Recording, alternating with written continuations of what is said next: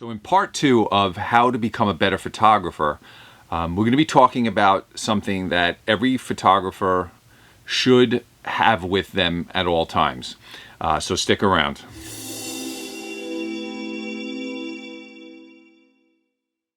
One of the things that I think, and Eric does too actually, that is going to absolutely change your photography is carrying a tripod with you. Now, this seems very simple and like, oh, well, yeah, I always see photographers with a tripod and I know I should have a tripod.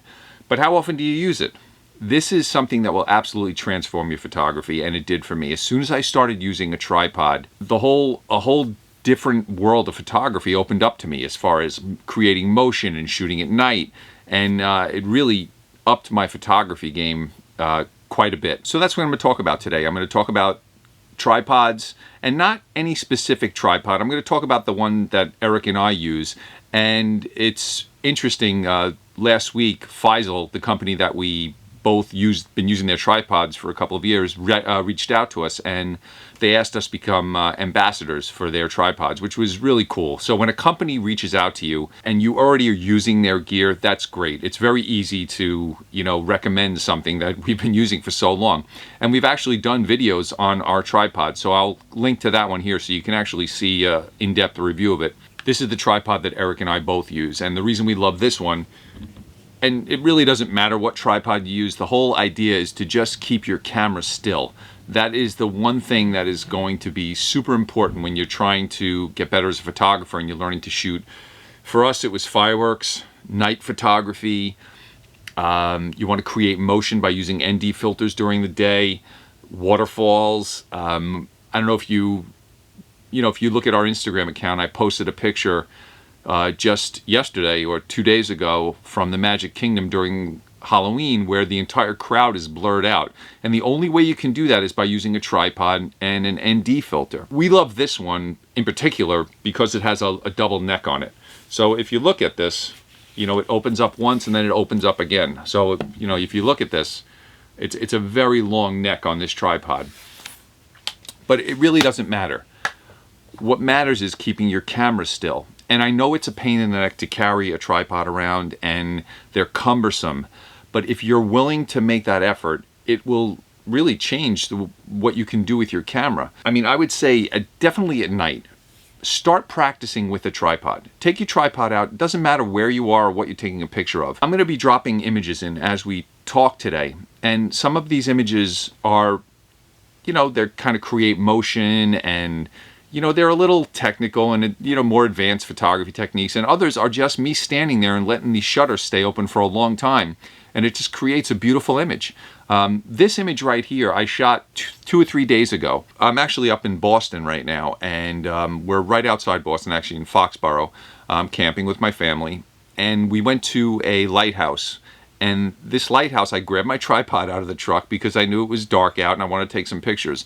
But look at how cool the sky looks, and it's blue, and these are images you just couldn't get without a tripod. They would be all grainy because your ISO would have to be, through the roof, or it would just be a dark picture because you wouldn't be able to leave the shutter open long enough to get this type of image. Having this with you at all times, especially when you're away, when you're with your family. This picture here I took, we were at Plymouth Rock, and the 5 of us jumped in a picture. This is great because I was able to be in a photograph instead of holding the camera or handing the camera off to somebody and you don't know if they're going to be able to use it, and got a family photo. So I do this all the time where I set the tripod up and I'll be able to take pictures of my family. I know it sounds simple, but this is something that will really make a difference in your photography. It's just a matter of making sure you bring it with you. Now, my camera bag has a little slot on the side and I strap it to the side and I bring it with me that way. This tripod, actually, when it's folded up, and I'll show it to you folded up. So you open the neck like this, and most travel tripods are like this. They have like a reverse folding, the way they fold. It kind of stays like this, and then you fold the legs up like this.